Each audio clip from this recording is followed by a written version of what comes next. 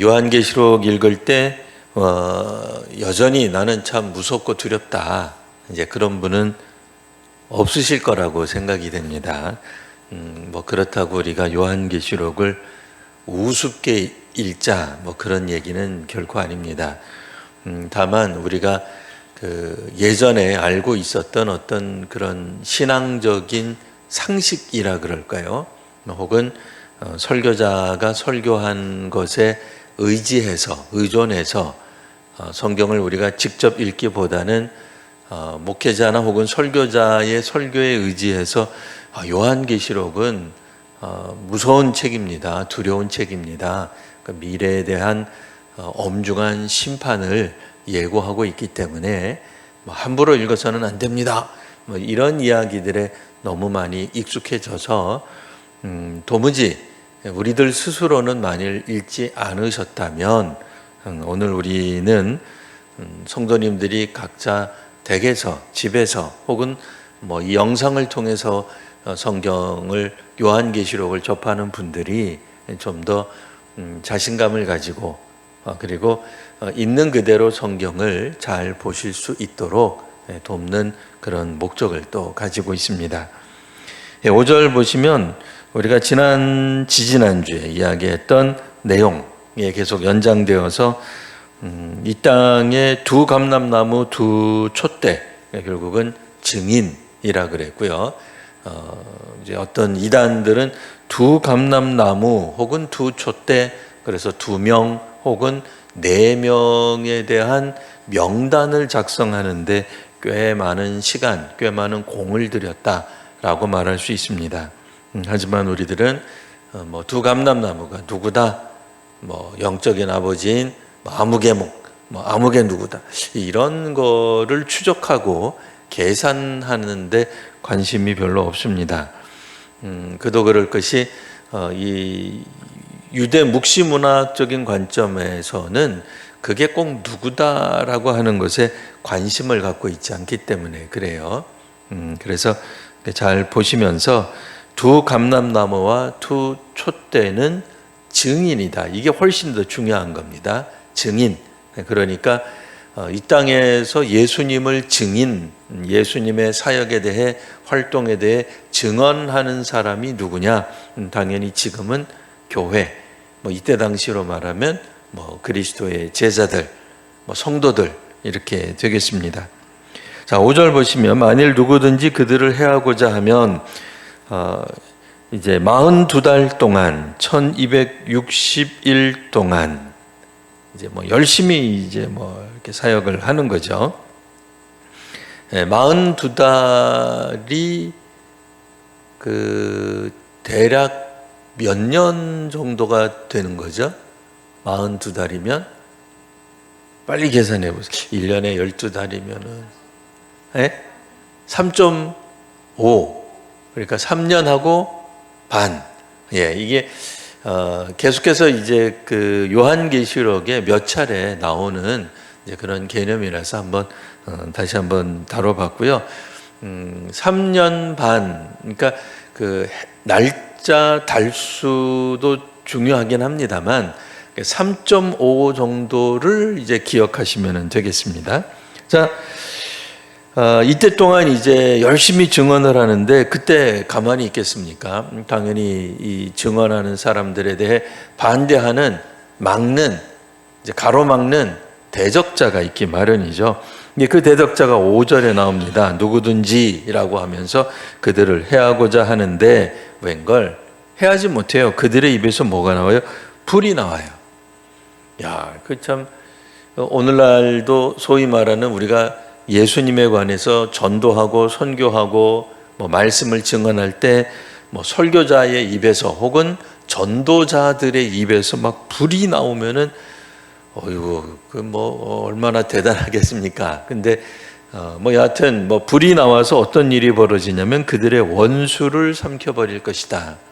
결국은 방해하는 사람, 대적하는 사람, 교회에 대해, 교회의 전도에 대해 방해하는 세력들이 견디지 못한다, 그런 얘기입니다. 누구든지 그들을 해하고자 하면 반드시 그와 같이 죽임을 당하리라. 그러니까 이제 한 번 이야기한 거를 두 번 반복해서 이야기를 했습니다. 그러니까 원수들이 나타나지만, 원수들이 그때도 여전히 활동하지만 원수들이 결코 증인들을, 하나님 나라 복음을 증언하는 증인들을 이기지 못할 거다. 언제 이기지 못하느냐? 3년 한 반 정도 동안에 활동할 때에 그렇다는 거예요. 그때는 사실은 어느 때였다 그랬어요? 박해가 일어나는 때다. 사실은 큰 환란이 일어나는 때이기는 하지만 그래도 말씀을 증언하고 전도하고 선교하는 증인들까지도 죽이지는 못한다. 그러니까 이 증인들은 이제 그 1절에서 4절 사이의 내용을 우리가 이제 추론하자면은 성전 안에 있는 이제 이런 사람들이 될 거예요. 성전 바깥에 있는 사람들은 이미 한참 순교를 당하고 있기 때문에 성전 안에서 나타난 어떤 사람들, 이 땅에 주 앞에 서 있는, 주님 앞에 서 있는, 이게 이제 또 중요한 거죠. 그러니까 우리도 사실 중요한 게 뭐예요? 주님 앞에 서 있는 게 중요한 거죠. 주께서 여러 민족들 혹은 이스라엘을 포함해서 이렇게 심판하실 때가 있습니다. 정죄하실 때가 있죠. 그런 정죄할 때에 나타나는 현상들 중에 하나가 멸망당하고 죽고 이런 것들입니다. 근데 이제 이런 것들 속에서 우리들이 주 앞에 서 있는 사람들, 주 앞에 서 있는 민족들, 이들에 대해서는 하나님이 구원을 베푸시고 은혜를 더하여 주세요. 그러니까 오늘 우리 시대에 많은 이제 문제뿐 아니라 우리 이전 세대로부터 내려왔던 어떤 영적인 문제, 결핍들, 혹은 결손의 문제, 혹은 연약함의 문제, 이런 것들이 쌓이다 보면 어느 순간 믿음의 사람들, 교회의 어떤 그런 좋지 않은 재앙이 임하게 되는 거죠. 마치 북이스라엘이 망하는 것이 당대의 어떤 정치가들, 왕들이 통치를 잘 못했기 때문이 아니라 북이스라엘 전체의 역사 가운데서 결코 하나님 보시기에 합당하지 못한 그런 삶을 살았기 때문에 어느 순간 쌓이다 보니까 그 죄가 쌓여서 어느 순간 이제 폭발적으로 심판이 일어나게 됩니다. 그러나 그와 같은 심판 가운데서도 우리가 복음을 혹은 하나님 나라의 어떤 정의와 그런 이제 공의를 선포하는 사람들이 있어요. 이런 사람들이 있어야 그 다음 후대가 이제 희망적이다라고 이제 말을 할 수가 있겠습니다. 오늘 우리 한국 교회가 80년대 이후에 엄청난 성장을 경험했습니다. 한 2000년 혹은 2000년대 초반까지 이제 성장을 경험했지만 실상은 2000년대 초반부터 지금까지 이제 한국 교회 어떤 측면에서 보면은 감소를 계속 우리들이 경험하고 있는 겁니다. 그러니까 이제 그런 측면에서 보면 오늘 우리 시대의 어떤 그런 부패함, 잘못함, 연약함, 하나님 앞에 올바로 서지 못함, 이런 것들도 문제겠으나 이미 이전에서부터 수십 년 전부터 내려왔던 어떤 그런 부정, 불의, 옳지 않음, 하나님께 대한 불순종, 이런 것들이 쌓여서 오늘날 이와 같은 어떤 어려움이 온다라고 말을 할 수 있죠. 대표적인 것 중에 하나가 20에서 40 세대, 20에서 40, 그러니까 20대에서 40대의 젊은 사람들, 청년들 혹은 이제 갓 중년이 된 사람들이 한국교회에 없다라고 하는 것에 대해서 우리 특별히 이번에 권사님 되신 분들도 공부하면서 조금씩 이제 보셨을 거예요. 그런데 그런 수많은 이유들, 수많은 어떤 사연들이 있을 텐데, 우리 권사님들이 이제 이번에 권사님들이 공부하신 그 책은 보통 어떤 설문지 조사 방법을 통해 어떤 통계 자료를 이야기하는 거거든요. 근데 이제는 통계 자료이기 때문에 상당히 우리가 그래도 신빙성이 있다, 이제 이렇게 볼 수 있는 장점이 있습니다. 근데 또 한 가지는 설문지조사에서 묻지 않는 것은 우리가 도무지 알 수 없는 또 그런 특징이 있죠. 2040 세대가 누구냐라고 한다면 뭐 단적으로 뭐 젊은 세대, 우리 성도님들 입장에서는 뭐 저를 포함해서 우리 성도님들 입장에서는 다음 세대, 그러니까 우리 자녀 세대가 되는 거고요. 이제 또 다른 관점에서 이제 우리가 이제 생각을 한다면 이들이 그러면 왜 한국 교회에서 보이지 않게 되었을까라고 할 때에 우리 뒤집어서 이렇게 생각할 수 있는 거죠. 그들은 모두가 다 기독교 가정에서 태어난 사람들입니다. 그러니까 우리 중에 어떤 사람들은 기독교 가정에서 태어나지 않은 사람도 있어요. 그러니까 그러니까 우리 성도님들 자신이 1세대 신앙을 가진 사람들도 있단 말이에요. 그리고 1세대 신앙을 가진 사람들이 가장 부러워하는 것 중에 하나가 뭐겠어요? 모태 신앙인 친구들, 동료들이죠.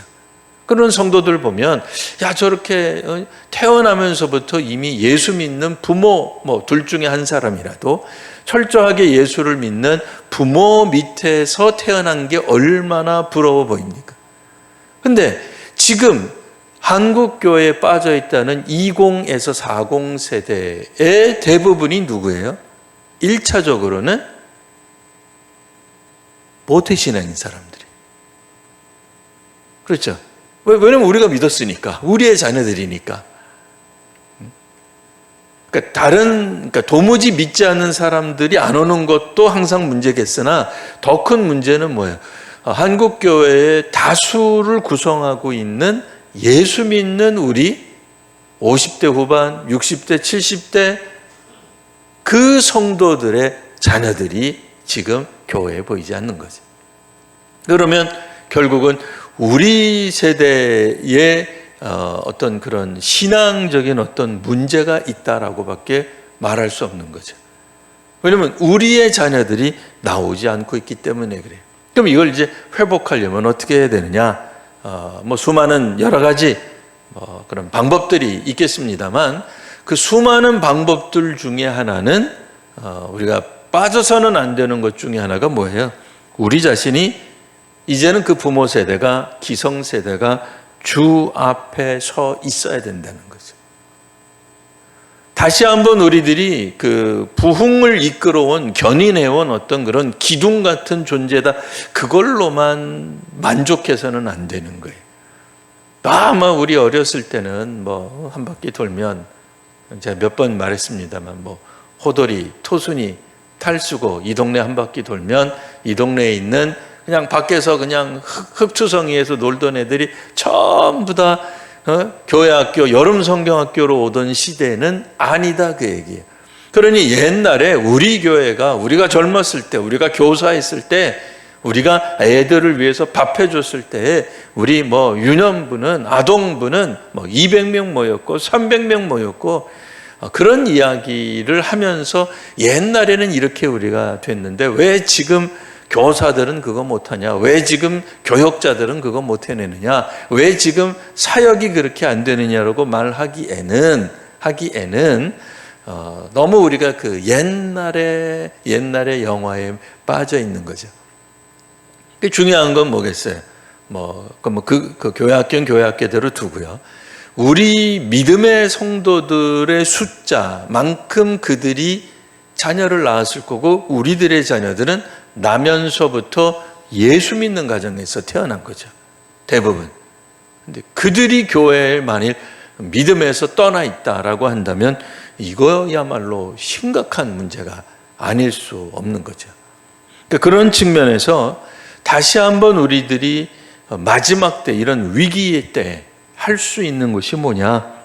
5절에 4절에 먼저 나와 있는 것처럼 이 땅에 주 앞에 서 있는, 그러니까 주 앞에 서 있는 이런 증언하는 사람, 하나님의 말씀을 예언하는 사람들이 필요하다라는 얘기입니다. 그리고 이 예언자는 단순히 어떤 그런 뭐 신앙의 아버지, 뭐 암흑의 위대한 뭐 영적인 누구 그걸 말하는 게 아니라 전체 교회를 뜻하는 거예요. 그러니까 예수 믿는 사람들, 그리스도인들, 주의 제자들이 이 땅에 주 앞에서 있어서 그들이 우리에게 주어진 그 한시적인 시간, 우리도 마찬가지죠. 70이고 강건하면 80까지 살 수 있겠습니다만, 지금은 강건하면 100세죠. 강건하면 100세도 삽니다만, 성경이 이제 2000년, 그 표현을 할 때는 보통 3000년에서 4000년 사이에 쓰여졌기 때문에 70에서 80도 놀라운 거예요. 놀라운 겁니다. 오늘날 쓰여졌다 그러면은 아마 한국에서 쓰여졌다 그러면 보통 80이고 강건하면 100세 이렇게 썼을 겁니다. 어쨌든 중요한 건 뭐예요? 그게 우리들에게 주어지는 평균 수명이다 이렇게 생각을 한다면, 하늘에서 허락한 소위 말하는 천수를 누리는 그때가 얼마나 남았는지 우리는 몰라요. 그 성경에 나와 있는 이 약 3년 반 동안의 예언이라고 하는 것을 문자적으로 3년 반 이렇게 읽으시지 않기를 바랍니다. 그런 건 없습니다. 그러니까 상징적인 숫자입니다. 그러니까 박해를 받고 고난을 당하고 위기의 순간만큼 똑같이 한편으로 주어지는 시간이 뭐냐? 활동할 수 있는 시간이다 그 얘기. 복음을 증언하고 예언할 수 있는 시간이기도 한 거예요. 그러니까 소위 요즘 흔히들 말하는 것처럼 위기라고 하는 건 위험과 기회가 한꺼번에 있는 그런 이제 단어다라고 말을 하는 것처럼, 박해의 시간, 한국 교회가 점점 감소하고 또 막 밖에 나가서 전도하기 어려운 그 시기 가운데서도 여전히 교회는 복음을 증언할 수 있으며 여전히 우리들은 그리스도의 증인으로 살아갈 수 있는데, 그 결정적인 방법이 뭐냐? 그 결정적인 방법은 주 앞에 서 있는 거예요. 그러니까 가정에서 우리가 주 앞에 서 있어야 되고요. 학교에서 주 앞에 서 있어야 되고요. 직장에서 주 앞에 서 있는 모습으로 살아가야 돼요. 그러니까 만약 국회의원이라면 국회 내에서도 주 앞에 서 있는 모습을 고수하고 견지하고 있어야 된단 말이에요. 근데 이제 그게 이제 쉽냐? 쉽지 않죠. 왜요? 정치인들 보시면 아시겠습니다만, 예수 믿는 정치인들이 이제 야당에도 있고 여당에도 있잖아요. 우리 성도님들이 야당을 지지하든 여당을 지지하든 놀랍게도 국회의원들 중에 예수 믿는 사람들은 야당에도 있고 여당에도 있다는 거예요. 근데 서로 싸우잖아요. 정치적인 색깔로. 그러니까 그들이 예수 믿는 것 때문에 화해하고 하나가 되고 본 적 있으세요? 거의 없죠. 거의 없어요. 뭔가 잘못되고 있는 거죠. 예수 믿는 사람들이 얼마나 기업하는 사람도 얼마나 많은지 몰라요. 연예인들도 있고 기업하는 사람들이 있고 운동하는 사람들도 있고, 근데 누구라고는 말 못합니다만 기업인들 중에 혹은 연예인들 중에 운동하는 사람 중에 나 예수 믿어요 라고 대문짝만하게 이야기해놨다가 나중에 엉뚱한 일 하는 사람들 우리 종종 보잖아요. 세상에서 우리 그런 범죄 안 저질 것 같은데, 보통 사람인 우리들은 그런 거 안 할 것 같은데 대놓고 막 이상한 일들 하는 사람들 얼마나 우리가 신문이나 뉴스에서 보냐 말이죠. 결국 우리가 믿음의 사람들이 회복되어야 될 게 뭐냐? 믿는 사람들, 지금은 남아있는 사람들이, 예수 믿는 사람들이 1000만이 안 된다 그래. 좋아요. 1000만 안 돼. 처음부터 우리 조선의 교회가 1000만으로 시작하지 않았습니다. 한두 명으로 시작해서 100여 년이 지나는 가운데 지금은 물론 별세하신 분들은 쌓이고 쌓인 그분들 숫자까지도 세야 되지만 그건 다 빼고, 언젠가 140여 년 전에는 믿는 사람 한 사람으로 시작했을 거 아니에요. 처음부터 우리들이 10,000명, 20,000명으로 시작한 거 아니잖아요. 언젠가는 예수 믿는 사람 한 사람으로 시작했는데 140여 년이 지나니까 그래도 대략 한 800만이 믿고 있는 거 아니에요. 놀라운 거죠. 엄청난 거죠.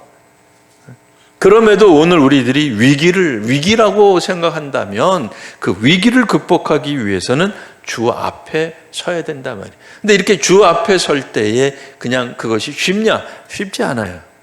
그러니까 온갖 이런 어려움들이 있습니다. 그러니까 성전 밖에서는 이미 뭐 난리가 났고요. 바깥 성전은 뭐 난리가 났고요. 5절 이하에 보면은 여전히 공격하는 사람들이 있단 말입니다.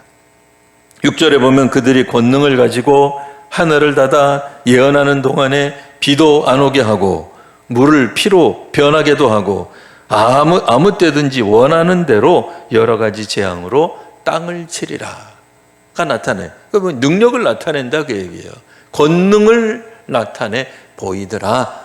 그래서 그분들이 적들을 다 섬멸하고 100m 이상 가까이 오는 사람들을 다 죽였다. 그런 이야기보다는 그만큼 이들이 활동하는 동안에 확실히 안전을 보장받았다라는 얘기도 되는 거고요. 혹은 복음을 증거하는 동안에는 죽지 않았다도 되는 거예요. 그러니까 다른 말로 요즘 우리가 흔히 쓰는 말로 하면은 사명을 마치기 전에는 죽지 않았다 그 얘기예요. 사명을 다하기 전까지는 죽지 않아요. 자신이 할 수 있는 그러니까 요즘 세상 말로 천수라고 하는 것에 대한 우리들은 느낌이 뭐예요? 그냥 천수를 누리다 간다. 그거에 장수하는 데 목표가 있지 않잖아요.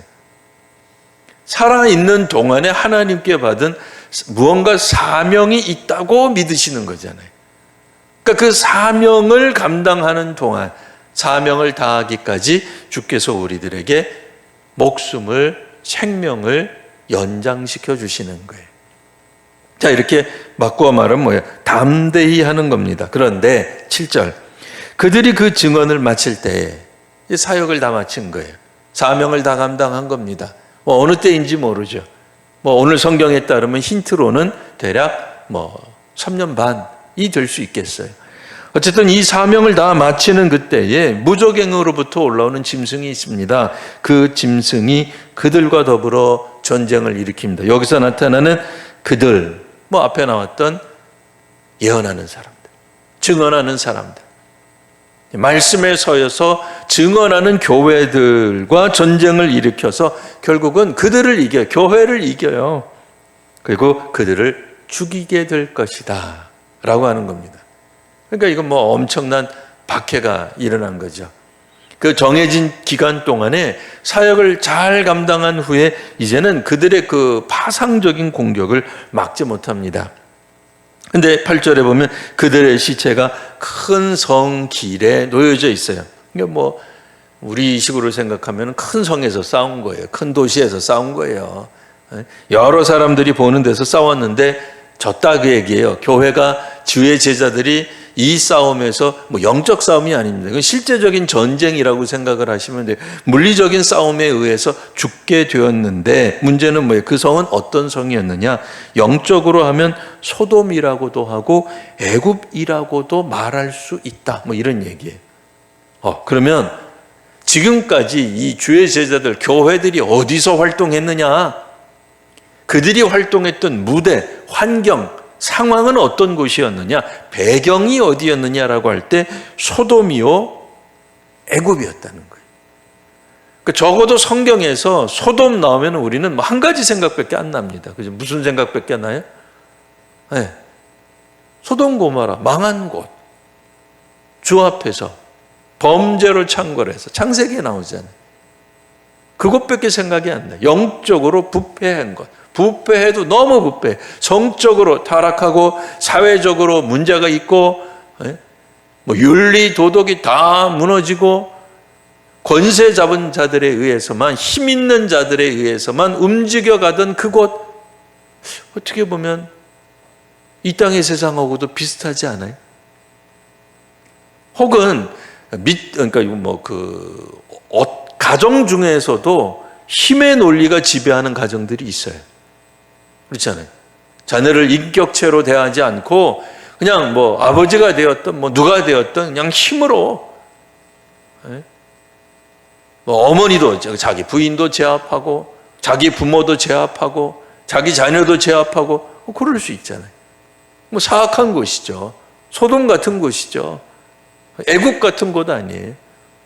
학교도 그런 학교가 있을 수 있습니다. 요즘은 그런 학교가 거의 없겠습니다만, 혹시라도 우리 성도님들이 예전에 초등학교 다니고 중학교 다니고 고등학교 다닐 때 그쪽에서 그렇게 폭력이 난무했을 수도 있어요. 그렇죠? 부정부패가 난무하고 뭐 돈으로 뭘 이렇게 어떻게 하고 뭐 학생회장 자리 따내고 뭐 그러면 그런 곳들이 마치 소돔 같은 곳이죠. 사회에 나왔더니 이 사회도 마찬가지, 세상도 마찬가지, 직장도 마찬가지. 뭐 공무원 세계를 들어가든 일반 세계를 들어가든 뭐 교육계를 들어가든 뭐 상업을 들어가든 뭐 어떤 뭐 IT 그룹을 들어가든 뭐 어떤 조직을 들어가든 뭐 심지어는 우리가 생각할 때 절대로 그런 일이 없을 것 같은 뭐 공기업이든 뭐 군대든 그런 데 들어갔는데도 혹시라도 이와 같이 힘의 논리가 지배가 되고 있는 곳이 있다면 그곳이야말로 소돔이죠. 성적으로, 영적으로, 사회적으로, 윤리적으로 타락한 곳의 집대성이 어디예요? 소돔이죠. 저는 그런 생각을 또 가끔 해봅니다. 뭐 우리 성도님들이 그 개인적인 정치적 성향에 대해서는 제가 다 잘 모릅니다. 성도님들하고도 그래서 일부러라도 정치적인 이야기를 저는 잘 하지 않습니다. 그러니까 그냥 제가 하는 이야기는 우리나라 그 최근에 한 20년 정도쯤 생각하시면 됩니다. 어떤 보수가 됐든 뭐 진보가 됐든 혼자만 집권하는 시대는 이제는 없었습니다. 20년 전부터, 그죠? 대략 없잖아요.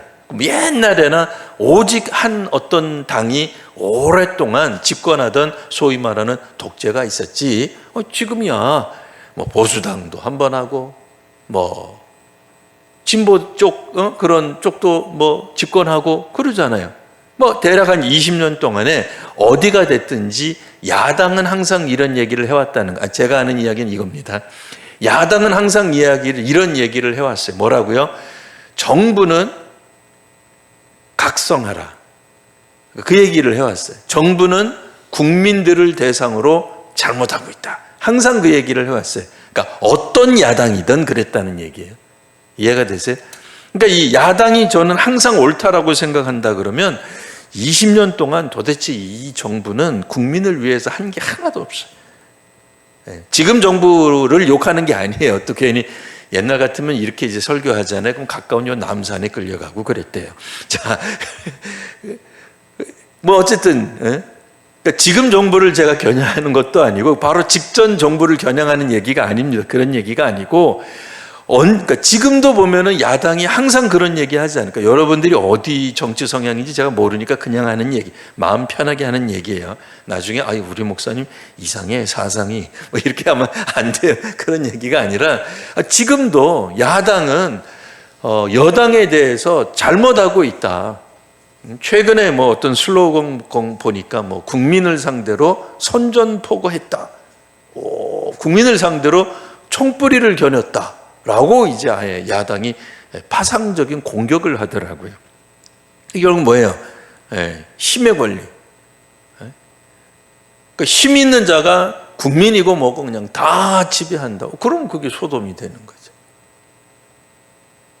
근데 실제로 이와 같은 소돔과 애국 같은 뭐 종살이하고 노예살이하고 우리 그런 얘기 뭐 종종 했잖아요. 20년이 뭡니까? 한 40년 전서부터 우리가 이야기했던 게 막 뭐 어쨌든 회사는 근로자를 노동 착취한단 말이에요. 노예로 삼는단 말이에요. 뭐 그래도 잘 모르시겠으면은 뭐 아이돌 예전에 뭐 한 30년 전만 하더라도 아이돌 그 연예계 그 젊은 그 스타들 그 친구들이 노예 계약을 맺었었다. 그거 나중에 알고 보니 그랬다. 그래서 뭐 우리가 볼 때 저 친구가 그래도 한 10년 활동했으니까 돈을 많이 벌었겠지. 그랬더니 나중에 인터뷰할 때 보니까 그 자기네 회사가 다 돈 갖고 가고 실제로 자기네 받은 거는 뭐 몇 푼 안 돼요. 그래서 우리 뭐 깜짝 놀래고 이런 거 안 되겠다. 이 엔터테인먼트 회사 이거 제대로 해야 되겠다. 뒤집어야 되겠다. 그래서 나름대로 정의를 이렇게 막 실현해 나가고 구현해 나가고 하지 않아요? 근데 문제는 지금도 애굽이 했던 것처럼 이스라엘을 노예 삼는 것과 같은 그런 요소들이 여전히 있다라고 이야기를 하잖아요. 그게 어디예요? 이게 소돔과 애굽이 실상 오늘날 이 땅을 살아가고 있는 사회, 혹은 나라, 혹은 세계를 뜻한다, 그 얘기예요. 그러니 이 땅에서 우리가 이렇게 열심히 복음을 증거하는 그 대상이 되는 이 사회는 어떤 사회냐라고 한다면 안타깝게도 성시화가 된 곳이 아니다, 그 얘기예요. 성시화됐으면 얼마나 좋아요. 어떤 나라들처럼 아마 화폐에 우리는 주님을 믿는다, 이런 거 써져 있으면 얼마나 좋아요. 뭐 그 나라 사람들이 하나님 믿는 어떤 백성으로서 온전히 살아가든 안 살아가든, 뭐 그들이 뭐 도덕적으로 문제가 있던, 뭐가 어쨌든 그래도 그 나라 지폐 어떤 나라인지 다 아시죠? 지폐 보면은 써 있잖아요. 근데 우리는 그런 나라가 아니에요. 이 사실은 지폐에 써 있다고 해서 그 나라가 그러면은 뭐 정말 하나님 나라가 이 땅에 이루어진 그런 곳이냐? 아니잖아요. 절대로 그렇지 않습니다. 그렇지 않습니다. 화폐에만 써 있는 거예요. 그럼 우리나라도 마찬가지죠. 오죽하면 한국의 젊은이들이 수십 년 전부터 지옥과 같은 한국이다. 우리 월급 받아가지고는 집을 도저히 살 수 없다. 그래서 헬조선이라는 신조어를 만들어냈겠냐 말이에요. 물론 이제 젊은이들 사회에서 사용되었던 헬조선이라는 말은 조금 더 이제 경제적 의미가 좀 더 강하다고 한다면, 여하튼 지금 우리가 이 땅에 살고 있는 과연 사회, 공동체, 집단이 정말 정의롭고 공의로운 사회, 집단이 있느냐라고 질문한다면 우리들은 의문부호를 적을 수밖에 없어요. 물론 한때는 굉장히 정의롭고 공의로운 또 평등을 이야기하는 그런 공동체일 수도 있고 그런 어떤 지도자였을 수도 있어요. 그런 사람이었을 수도 있어요. 근데 그들이 과연 변질되지 아니하고 끝까지 그 정신을 가지고 살아가느냐? 아니더라고 얘기. 언제 바뀌죠? 보통 사람들이 권력을 쥐게 되면, 옛날 말로 하면 완장을 차게 되면 바뀌잖아요. 실상 우리들이 넓은 의미에서 보면 사실 우리가 얼마나 앞으로 산다고 하면 얼마나 더 살겠습니까? 다 잘 알고 보면 천국에 가서 만날 사람들 아니에요. 그죠? 우리 권사님들 천국에서 안 만날 거예요? 만나실 거잖아요.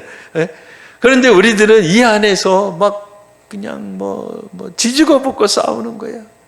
뭐 가지고도 흥분하고 이놈의 교회 내가 때려친단 말이에요. 뭐 갖고도 그래요? 고춧가루 양 가지고도 싸운다 그랬잖아요.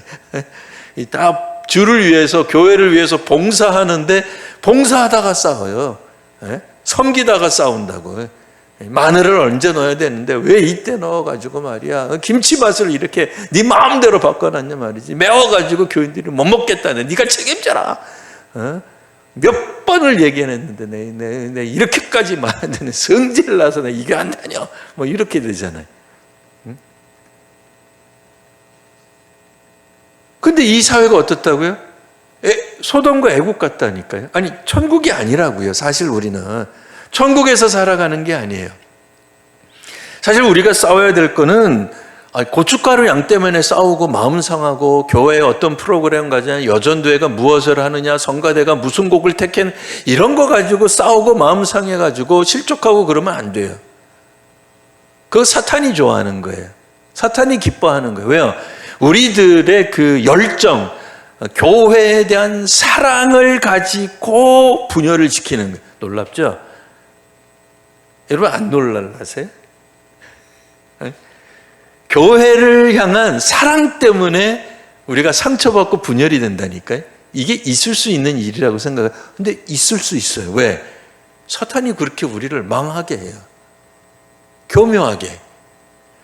차라리 우리로 하여금 나쁜 짓 하고 교회에서 훔치고 말도 안 되는 거지만 교회 헌금 자기가 집어넣고 이래서 싸우는 게 아니고, 그래서 싸우는 게 아니에요. 헌금을 조금 더 값지게 어디다 쓸 것이냐, 이런 거 가지고 싸우는 거예요. 이런 거 가지고 마음이 상처를 받는 거예요. 예배 시간을 10분을 더하니 많이 이런 것 때문에 싸우는 거예요. 그 참 재밌죠. 그러니까 헌신과 봉사와 예배와 기도와 말씀 선포와 전도와 뭐 이런 것들 때문에 마음이 상해서 싸우는 게 말이 됩니까? 근데 말이 된다니까요. 왜? 이 땅은 소돔이기도 하고 외국 같기도 하기 때문에 그래요. 그러니까 항상 우리들은 긴장하고 있으셔야 돼요. 안 그러면은 소위 말하는 이 악한 사탄이 어떻게 우리의 마음을 획 뒤집을지 모릅니다.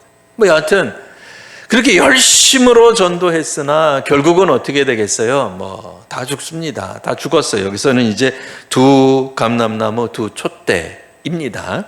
어쨌든 이 본문 안에서는 이렇게 죽었는데, 자, 애굽이라고도 하고 소돔이라고 하는 그 큰 성에서 그들의 시체가 이제 죽게 되었는데, 그곳은 어디냐? 곧 그들의 주께서 십자가에 못 박히신 곳이라. 사실은 예루살렘이거든요. 근데 이제 마치 그들이 주께서 십자가에 못 박힌 그곳에서, 멀리 떨어져 있지 않습니다. 예루살렘이고 거룩한 성읍이고 거룩한 도시고 성전이 있는 곳이고 하나님의 백성의 최고의 어떤 그런 영적인 자리라고 말할 수 있는 그곳이지만, 놀랍게도 그곳을 뭐라고 표현해요? 소돔이라고도 하고 애굽이라고도 해요. 뭐 넓게 보면 예루살렘은 가나안, 그러니까 이스라엘 사람들이 가나안 정복하고 난 다음에 다윗이 수도로 삼은 곳이죠. 그러니까 가나안은 어떤 곳이에요? 약속의 땅이죠. 하나님이 이스라엘 백성들에게 축복을 더해 주신 곳이에요.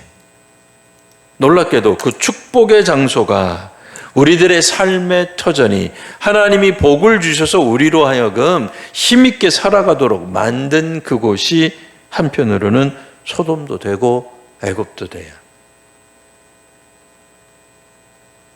영적으로 흔들리지 마세요.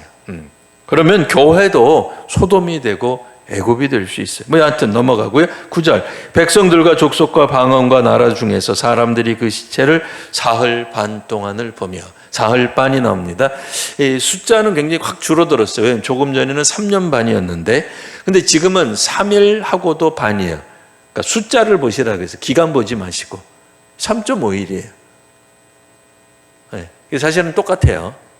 아까도 좀 다르죠. 아까는 이제 3년 하고도 반이었고, 근데 그렇게 표현을 안 하고 1260일 혹은 42달이라고 얘기했지만 숫자로 그냥 표현하면 3.5 해가 되는 거죠. 네, 한 해, 두 해, 세 해. 그러니까 한 때, 두 때, 반 때가 되는 거예요. 고난의 때죠. 어떻게 보면은 위기의 때고 멸망의 때라고도 볼 수 있어요. 박해의 때라고도 볼 수 있는 한 때, 두 때, 그러니까 한 때, 두 때면 1년이라고 치면은 1 더하기 2는 뭐 3이고 반 때는 뭐 반이니까 뭐 3.5년이 되는 거고요. 한 때를 하루라고 본다 그러면 한 때, 두 때 더하면은 3일이 되는 거고요. 반 때 더하면 3.5일이 되는 거죠.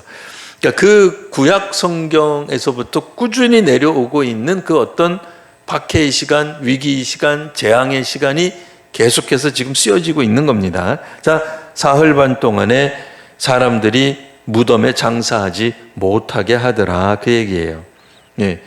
근데 왜 그러느냐? 10절에 그 이유가 나와 있습니다. 이 두 선지자가 땅에 사는 자들을 괴롭게 했기 때문이다, 그 얘기예요. 괴롭게 했어요. 땅에 사는 자들, 어느 땅이에요? 큰 성, 어디예요? 애굽과 뭐 소돔 같은 예수께서 십자가에 못 박히신 곳, 어떻게 보면 가장 영적이라고도 말할 수 있고 가장 성스러운 곳이라고도 말할 수 있는, 뭐 우리들에게서는 예루살렘이 되겠고 성전이 되겠고요. 뭐 믿지 않는 사람들, 뭐 그들을 입장에서 보면 그들의 일터 자체가 성스러운 곳입니다. 그렇죠? 그들도 굉장히 성스러운 곳에서 살아요. 학교에서 그러니까 활동하는 뭐 학교 선생님들 입장에서는 학교가, 교단이 거룩한 곳이죠. 의사들은 병원이 거룩한 곳이죠. 뭐 판사, 뭐 변호사, 뭐 검사, 이런 사람들은 재판장이 그들에게 있어서는 굉장히 거룩한 곳이죠. 왜요?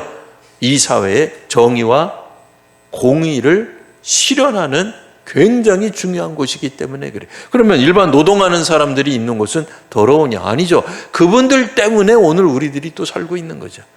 오늘도 쓰레기가 나와요. 그럼 쓰레기를 어디엔가 우리는 처리한단 말이에요.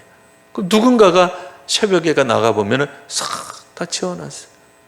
그분들이 있기 때문에 외국 사람들이 한국 서울에 와서 서울 이렇게 깨끗할 거라고 상상을 못한다라는 이야기를 하는 거예요. 전 세계적으로 한국 서울 무지하게 깨끗한 도시예요. 근데 그 우리가 다 치웠어요? 아니에요. 다른 분들이 있는 거예요. 다른 분들. 누군가가. 그러니까 직업을 갖고 있는 모든 계층 사람들이 어떤 측면에서는 주께서 십자가에 못 박히신 그런 어떤 거룩한 성스러운 귀한 복된 가나안 같은 하나님이 복을 주신 그래서 먹고 살게 하시고 그들이 힘써 일한 곳에서 그들의 소산을 풍성하게 누릴 수 있게 만드신 그런 장소들이다 말이에요.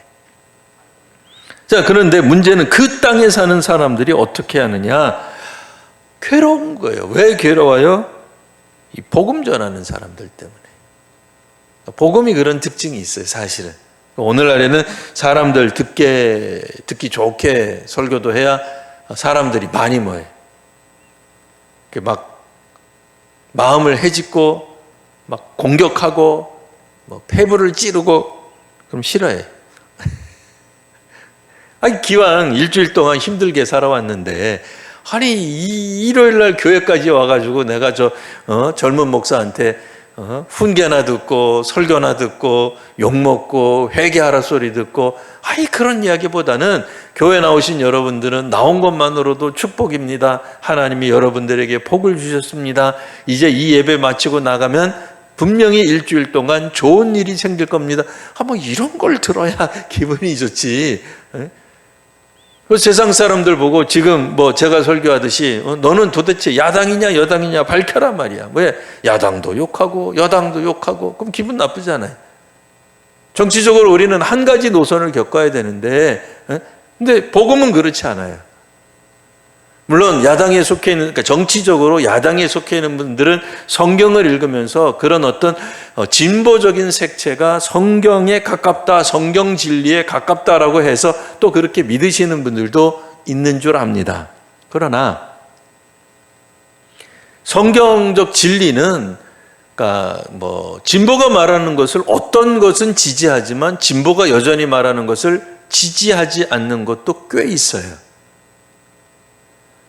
그러니까 보수 정당에서 말을 하고 있는 어떤 정치적인 어떤 입장이나 이런 것들을 반대하는 성경적 입장도 있지만 그들을 지지하는 성경적 입장도 꽤 있어요.